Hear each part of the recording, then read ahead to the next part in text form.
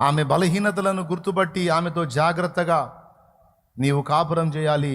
ఎలా చేయాలంటే, బలహీన ఘటమైన సంఘమును వాడుకొని దేవుడు తన ఘనకార్యములు ఎలాగూ జరిగించబూనుకున్నాడో యేసయ్య, అలాగున బలహీన ఘటమే అయిన నీ భాగస్వామిని వినియోగించి నువ్వు జ్ఞానము చొప్పున అడుగులు వేస్తే ఆ బలహీన ఘటమే నీకు గొప్ప ప్రయోజకురాలు అవుతుంది, శ్రేష్ఠురాలు అవుతుంది, నీకు గొప్ప ఆశీర్వాదం అవుతుంది, గొప్ప మేలవుతుంది.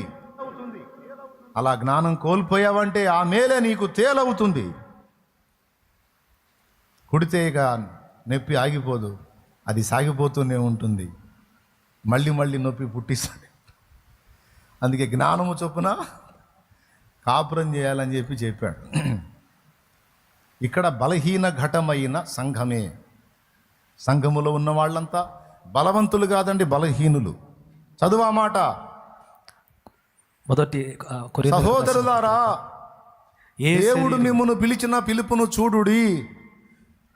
లోకరీతిని మీలో జ్ఞానులైనను ఘనులైనను గొప్ప వంశపు వారైనను అనేకులు పిలవబడలేదు గాని ఏ శరీరియు దేవుని ఎదుట అతిశయింపకుండునట్లు జ్ఞానులను సిగ్గుపరచుటకు లోకములో నుండి వెర్రివారిని దేవుడు ఏర్పరచుకొని ఉన్నాడు. బలవంతులైన వారిని సిగ్గుపరచుటకు లోకములో బలహీనులైన వారిని దేవుడు ఏర్పరచుకొని ఉన్నాడు అన్నాడు. బలవంతులు జెంట్స్ బలవంతులుగా ఫీల్ అవుతారు. స్త్రీలే నీకేం తెలియదు పిచ్చిదాన కూర్చో అంటాడు. ఇప్పుడు ఆ పిచ్చిదే ఎన్నో ఆత్మరక్షణలో నడిపిస్తాం. నువ్వు ఇంత బలవంతుడు అయి ఉండి పట్టుమని 10 మందిని సంపాదించడం నీకు చేత కాదు. ఆమె పోయి ఒక్కసారి మీటింగ్ వేసిందంటే మొత్తం కనెక్ట్ అయిపోతారు. దేవునికి స్తోత్రం. అదేందో మళ్ళీ మరి వాళ్ళ జాతి వాళ్ళకి అలా కనెక్ట్ అవుతారు. మనం ఎన్ని చెప్పినా సరే ఆపును అంటారు. మన జాతి మన కనెక్ట్ గారు. బ్రదర్ మనకు పరలోకం ఉంది, నరకం ఉంది, మనం నరకం తప్పించుకుని పరలోకం పోవాలంటే ఆపు బ్రదర్ నీ సోదంట. కానీ స్త్రీలు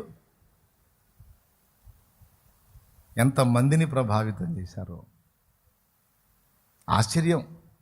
ఇప్పుడు సంఘంలో చూసిన జనాభా కూడా చూడండి, మీ సరౌండ్స్లో వాళ్ళే ఉన్నారు. ఏమండి, దేవుని సింహాసనాన్ని దేవదూతలు ఆక్యుపై చేసిన మొత్తం అంతా చుట్టూ ఆవరించినట్టు మీ చుట్టూ, మీ వెనకను, మీ ప్రక్కలను వారే ఉన్నారు.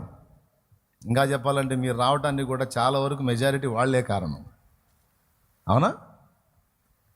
నేను నా భార్యను తెచ్చానన్నవాళ్ళు తక్కువ, నా భర్త రక్షణలోకి వచ్చేదానికి దేవుడు నన్ను వాడుకున్నాడు అన్నయ్య, నా భర్తే కాదు యావత్ ఫ్యామిలీ లైన్లో రావటానికి నన్ను వాడుకున్నాడని చెప్పి ఆడపిల్లలు ఎక్కువ.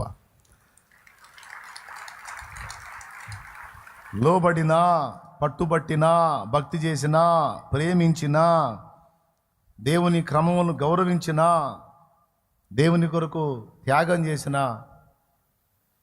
పురుషుల కంటే కూడా స్త్రీలకు ఎక్కువ రెస్పెక్ట్ ఇస్తాను. ఎందుకంటే భక్తి, లోబడుట, విధేయత చూపుట, కల్మషం లేకుండా ప్రేమించుట మొదలైనవన్నిటికీ కూడా స్త్రీలను గురించే బైబిల్ ఘనపరిచి మాట్లాడింది.